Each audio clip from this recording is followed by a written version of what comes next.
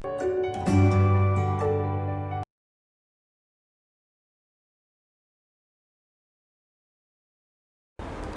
morning students, welcome back to Triveni Memorial Senior Secondary School online classes. Students, today we are going to start with one of our another chapter from class 6th in history, that is our chapter number 6, new questions and ideas.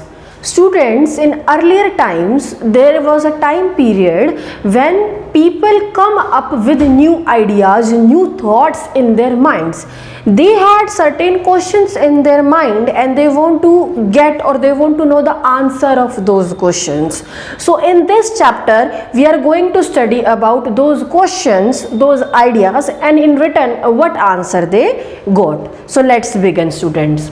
So the firstly it is the story of the Buddha. Now first of all we need to know who is Buddha. It is Gautam Buddha, and the original name of Buddha is Siddhartha, but as he is one of the knowledge preacher, he used to give knowledge, or he used to provide teaching to the different aspirants or to the people at different places. He was named as Gautama. He was born about 25 years ago, and Gautama was founder of Buddhism. What is Buddhism? Buddhism is one of the religion, and the question is, who is the founder of Buddhism? So Gautama is founder of Buddhism. So let's study, students. Now I already told this thing to you that there was one time period when drastic changes are occurring in the society and people wants to know or wants to gain knowledge regarding certain questions. They want their answers. So what happens, students? New cities also started developing till this time period, and the people wanted to know or wanted to find out the real meaning of life. This was the time period when people were interested in knowing the real meaning of life. Now what happens, students?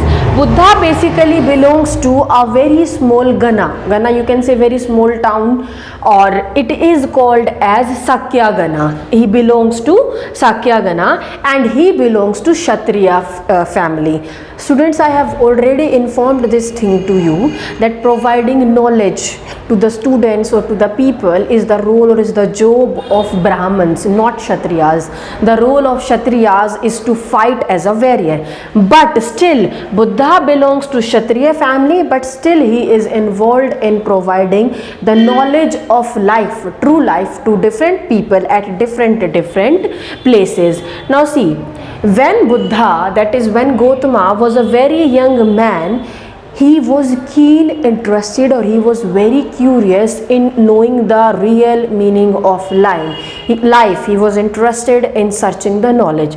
So in the earlier age only, in the young age only, he left all the comforts of his home and he just on foot, he just traveled to the forest and meditate there for a long period of time, because he wants to know about the concept of realism, the concept of reality. What is it, the meaning of true life? What is the meaning of real life? For that he left his home and went there. He basically reached Bodh Gaya, which is there in Bihar, and in Bodh Gaya in Bihar, under the peepal tree, he meditated there for a long period of time, and after meditating he gained certain knowledges. That is the true knowledge or the real knowledge. And after getting this knowledge, he becomes a wise man. We are talking about whom? We are talking about Buddha. And after becoming wise man, he started roaming, he started wandering at different part of the country to provide this knowledge to different people, to share this knowledge that he reached or attained through meditation. So he also went to Varanasi, and he spent rest of his life traveling on foot. He didn't use any means of transport. On foot only he used to transfer from one place to another, and at all the places he is the one who used to share the real meaning of life, who used to share the knowledge with the other people at different places till the moment he passes away, that is he got died at Kushala. So that is the thing that I told you regarding Buddha. So now what are the things that are involved here? Firstly, now we are going to study the teachings of Buddha. The teaching of Gautama Buddha that he used to teach to different people at different places. Now let's see, students. Firstly, what he said, according to Gautama or according to Buddha, Buddha said that life is full of suffering and unhappiness. You have seen this thing now. Whether an individual is rich, whether an individual is poor, whether an individual is healthy, whether an individual is not healthy, all the individual in the society are not satisfied, and as they are not satisfied, they are unhappy. So he told people that the reason of unhappiness of the people is their cravings and desires. Now what do you mean by desires? When a people want something, he got that thing. After getting that thing, that person needs to be satisfied now. But instead of getting satisfying, that person demanded for more and more. And that became the reason of unhappiness for that person. For example, students, one person is there who used to travel on foot. So he became greedy and his demand or he craves for a cycle. When he got the cycle, he not satisfied at that moment also. He started demanded or craving for motorbike. After he got the motorbike, again he don't got satisfied and he demanded for car. After he got the car, he again want luxury car. After getting the luxury car, he want jet or plane. So what does that mean? Throughout the whole life, that individual is not satisfied at all, not happy at all. Reason is the unsatisfaction of that person, the cravings and the desires of that person. So that is the teaching of Buddha. A second thing, he believes in the concept of thirst or desire. People are thirsty for what? Thirsty for to fulfill their needs, to fulfill their demands or wants. And he said that constant craving could be removed by following moderation in everything. You need to moderate things and you need to obtain satisfaction at a particular place.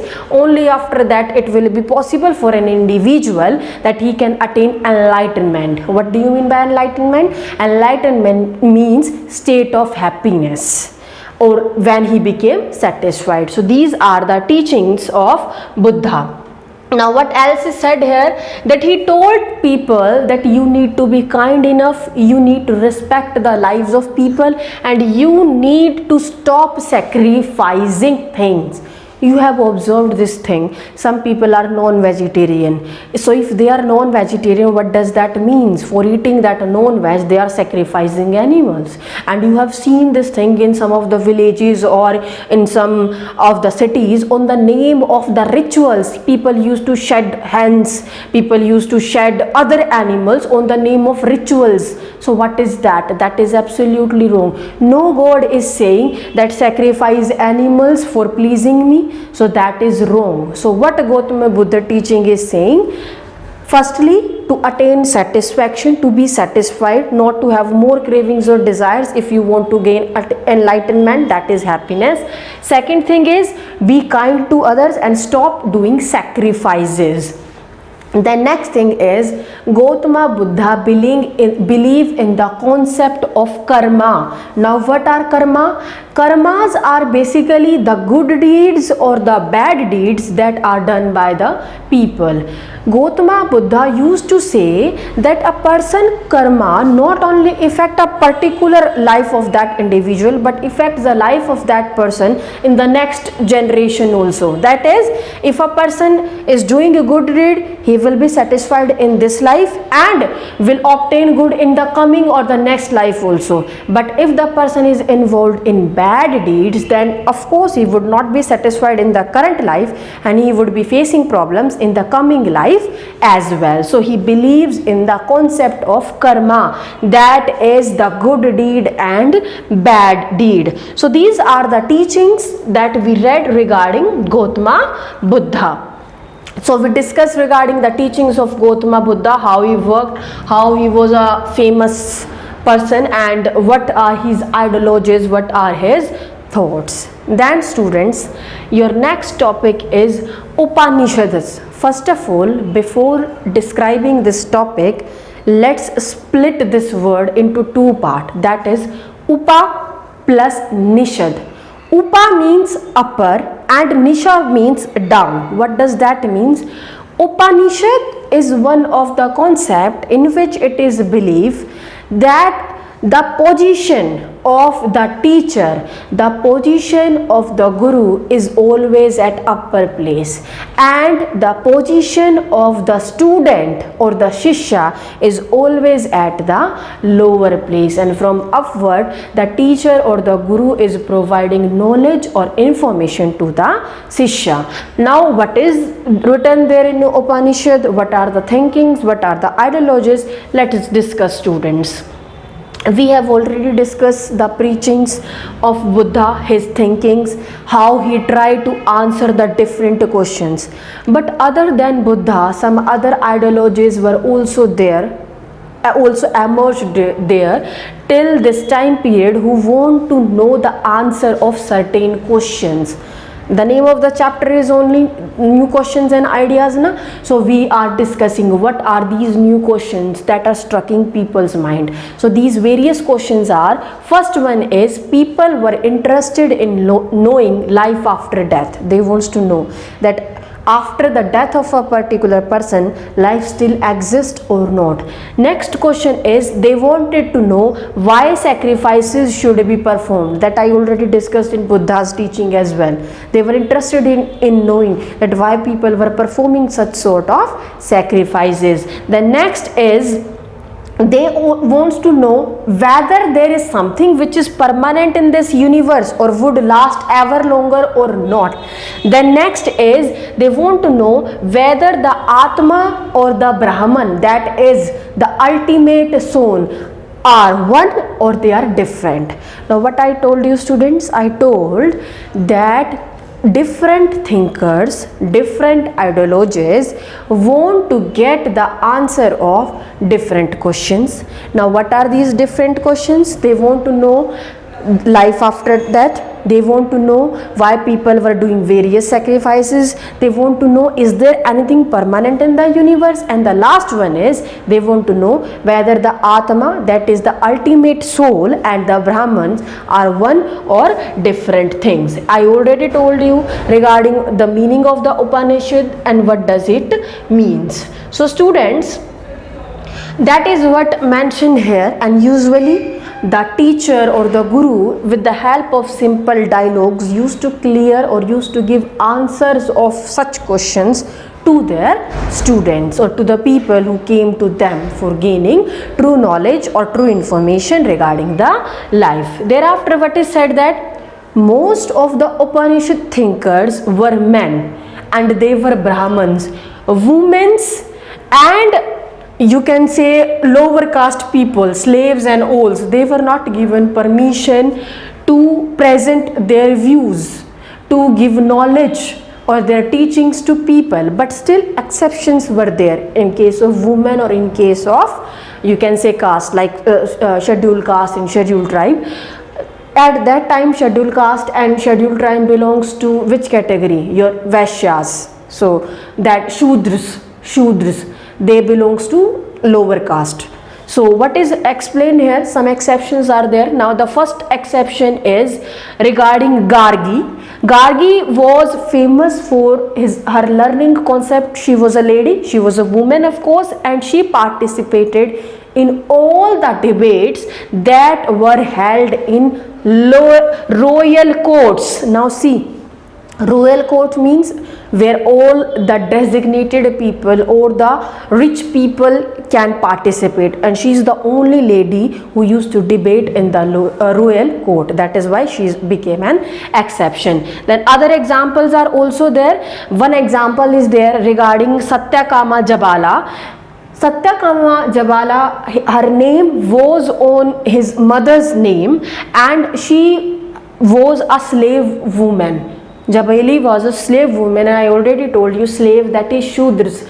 They were also not allowed to share their experience, to share their thought, their knowledge with the people, as she did this. And irrespective belonging to slave category, she is taught by one of the Brahmin teacher, and name of that teacher is Gotama, about whom we studied in the starting of the chapter.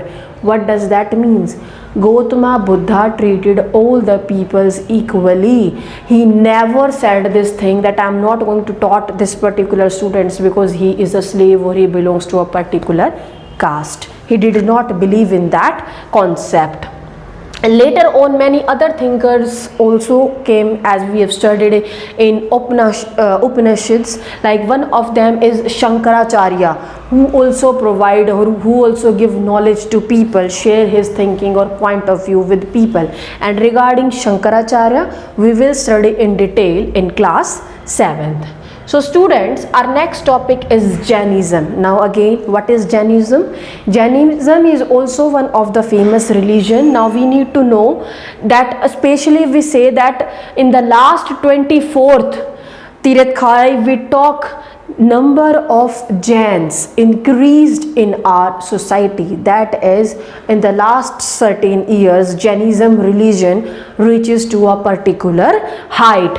So what is said there, and this particular religion got established nearly 2500 years ago. Now what is said that he was a Kshatriya prince of the Lachwalas, a group that was the part of Vaiji Sangha. He was a part of Vaiji Sangha. What are Sanghas? That we are going to study in the chapter in detail. That topic is also coming ahead. So what is said here, at the age of 30, when he was 30-year-old, he left his home. And after leaving the home, we are talking about Jainism religion. We are talking about this particular person's Jain, that is Lachwalas, who left his home in the age of 30. He went to forest, meditate there, and led a lonely life. And after doing meditation, after leaving all the comforts of the life, he also gained enlightenment, same as Gautama Buddha got. Enlightenment means happiness. That means both the teaching of Jainism and Buddhism are coming to the same conclusion, that is, in order to gain the satisfaction, in order to gain the true knowledge or true meaning of life, one need to left the homes and needs to lead a simple living or a simple life, very simple life. If the person lives or believes in simple life, you know, one particular quote is also there, simple living, high thinking. If we are living a simple life, that means we have high mentality and we will feel peaceful and can attain enlightenment, that is happiness. So basically Buddhism believes in the concept of ahimsa. What is ahimsa? Path of non-violence. What do you mean by non-violence? Non-violence means not hurting all the living beings, whether human beings are there, whether animals are there, because to all the things, all the living beings, their life is dear to them. Now the question is, these teachings given by Jain people or given by Buddha people, how the ordinary people, the common people come to know about this knowledge? The thing is, whether we used to talk about Jain people, whether we used to talk about Buddha people, they used to provide their knowledge, they used to share their knowledge with people in Prakrit language. Now what is Prakrit language? Prakrit language is the ordinary language or the common language spoken by particular community or particular group of people in a particular area. For example, we are residing in Haryana. If someone is providing, illiterate people are there, they understand Haryanvi better. people living in Bengal, they understand Bengali language better. So if they want to clear their teaching, if they would be teaching in Haryanvi, they would be teaching in Bengali, or they will be teaching in Oriya, in different regions according to their language, that is Prakrit. So with the help of ordinary language, common language, they used to provide their message or spread their message to different people at different places.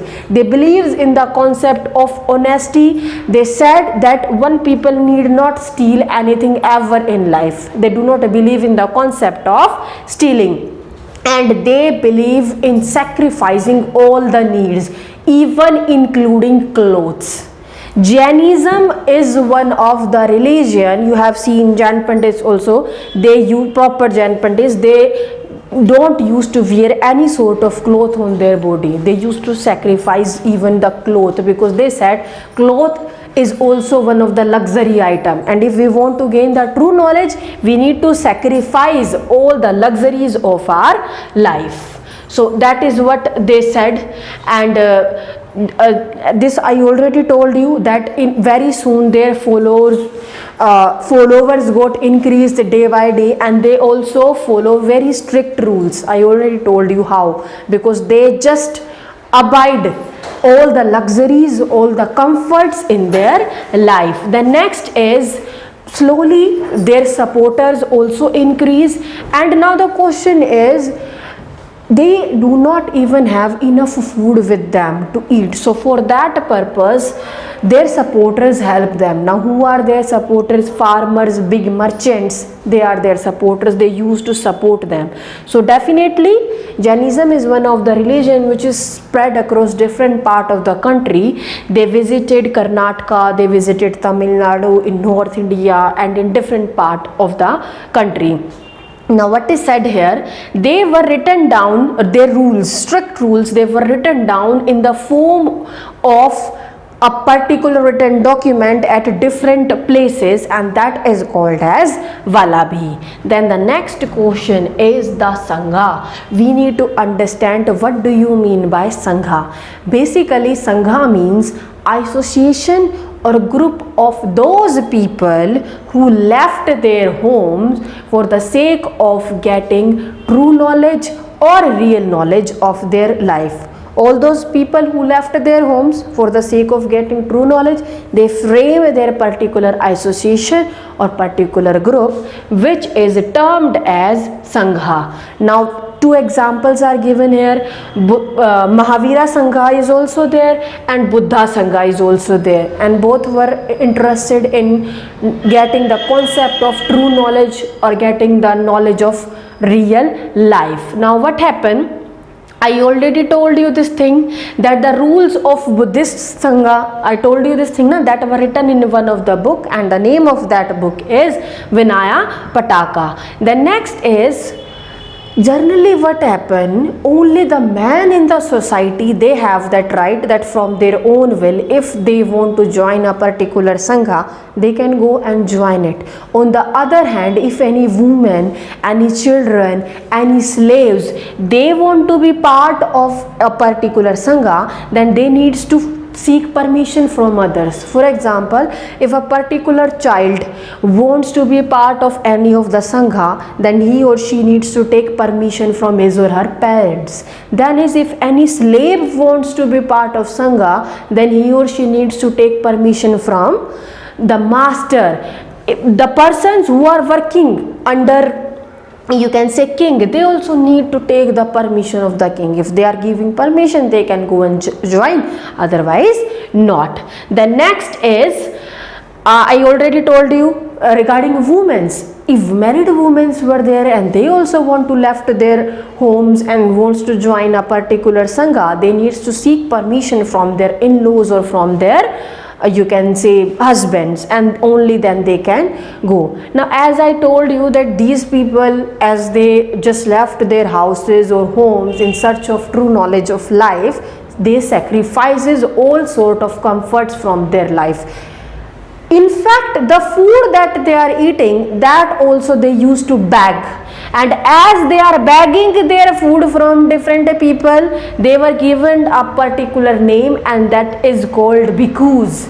Bhikkhus means bhikharis who are begging for food. They believe in concept of simple living, and they used to meditate for long duration of hours in order to get, or in order to gain enlightenment, that is happiness, to reach to the true meaning of life. Now see students, whenever two sanghs have conflict over a certain issue, like in the starting I told you, particular one is Mahavir Sangh and one is Buddha Sangh. If they coincide, they conflict over a particular issue, then what they used to do, they used to hold meetings, and in those meetings they just come to a particular conclusion that they are going to spread in the form of message, that they are going to deliver to the people at different places. Now what said students, that those persons who joined the Sangha, they include people from all categories, from Brahmins, from Kshatriyas, from merchants. Merchants means traders, from laborers, barbers, cartons, slaves, etc., from all sort of groups that exist in society at that time.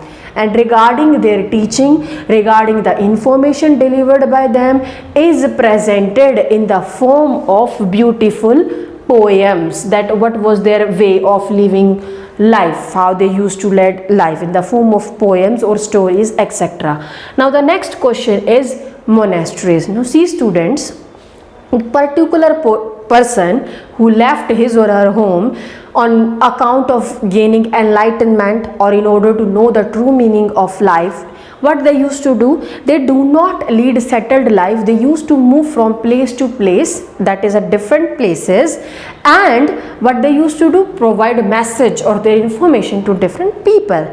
Now what happened, as these people, these ideologists, these thinkers used to move or used to wander from place to place, they do not have, usually do not have permanent shelters, because they just keep on changing their positions. They just have, you can say, temporary shelters, that is they can stay at a particular person's home, or sometimes they used to stay in caves. Why they used to stay in caves? Firstly, they believe in the concept of meditation, and for meditation they need a peaceful environment, and I don't think that more peaceful environment is there other than the caves. Caves are very peaceful environment. So what they used to do, they used to live in temporary shelters. But after the time went, and their supporters also came in their support, they realizes these things, that their life got troubled and they feel uneasiness, especially in rainy season days. They do not find easily shelter for themselves. So what happened in that scenario, their supporters, who are their supporters? Kings, all the big merchants, means all the rich people, they come in their support, and at different places, like a particular person is Mahavir knowledge followers. So what he used to do, he is rich, he said that I am donating this particular land in this area, and when I am establishing particular monastery here. Now what is that monastery? That is Buddha preachers monastery. When any of the Buddha preacher come to this place for giving message to the people, he need not go to any shelter, he can easily stay there in this monasteries. So that are those monasteries, those permanent shelters that are developed by their supporters at different palaces, different places. They became monks and nuns. Who are monks and nuns? The woman server, woman preacher in the church is your nun, and the man preacher or man server in the church is your monk. After being monks and nuns in the church, and with the help of their supporters who are rich enough to financially help them, they started establishing themselves at a particular, that is permanent shelter, particular fixed place, and this particular fixed place for them is called as monasteries. And at that time these monasteries were known as viharas. What are monasteries or what are viharas? the permanent place or the settled place where different preachers from Jainism, Buddhism used to live. So the earlier in the starting time their supporters them, so their shelter is made up of wood, but with respect to time, when they became more economically stronger and they have enough wealth with them, they replaced their wooden home or their wooden monasteries with the bricks monastery. Now their monasteries are made up of bricks only. I already told this thing to you that who used to build these monasteries: big landlords, big you can say king, merchants, etc. And the local people, when the local people approaches to these ideologies or thinkers or these different sanghas for gaining knowledge, they also bought gifts with them or tributes with them in the according to their capabilities in the form of food, clothing, medicines, etc. So this is how over time monasteries also developed for them, and these different sanghas were successful in spreading their knowledge, that is their message of peace, message of meditation, and message that cravings are the reasons for the person not being satisfied at different places. So students, that's it about our chapter. I hope you understand the chapter very well. And now we are going to discuss the question answers of the chapter, students. So just let's have a look. First one is, describe the ways in which the Buddha tried to spread his message to people. We have already discussed this thing, that what are the various ways in which Buddha tried to spread his message to people. Firstly, the language used by Buddha people is Prakrit language. What do you mean by Prakrit language? Prakrit language means ordinary language, language of common man, so that their preachers could easily understand their message. The next is your true or false, in which your first one is, the Buddha encouraged animal sacrifice. They were not at all encouraging animal sacrifices. The next is, Sarnath is important because it was the place where Buddha taught for the first time. Yes, the place where Buddha taught for the first time was Sarnath.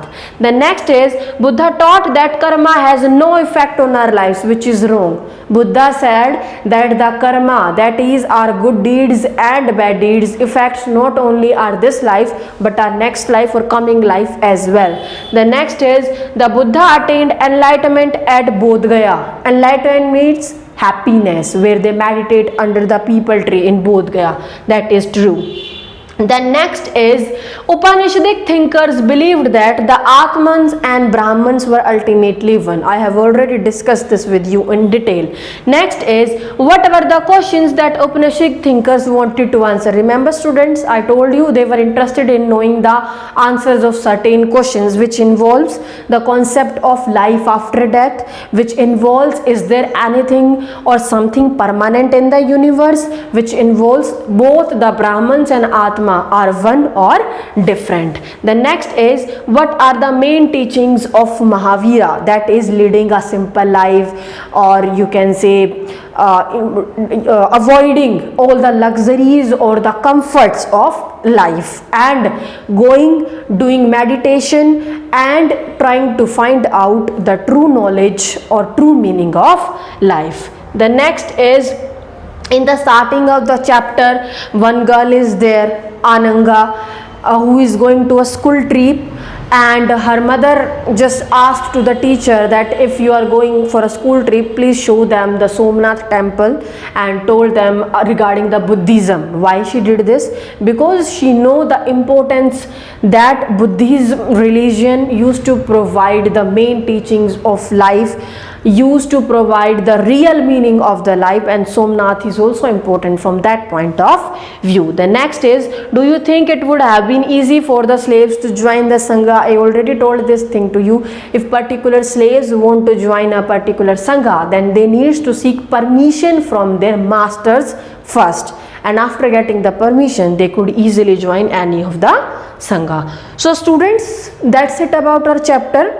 I hope you understand the chapter, the topic very well, and we will start with some other chapter in our next class. Till then, take care and stay safe. Thank you students.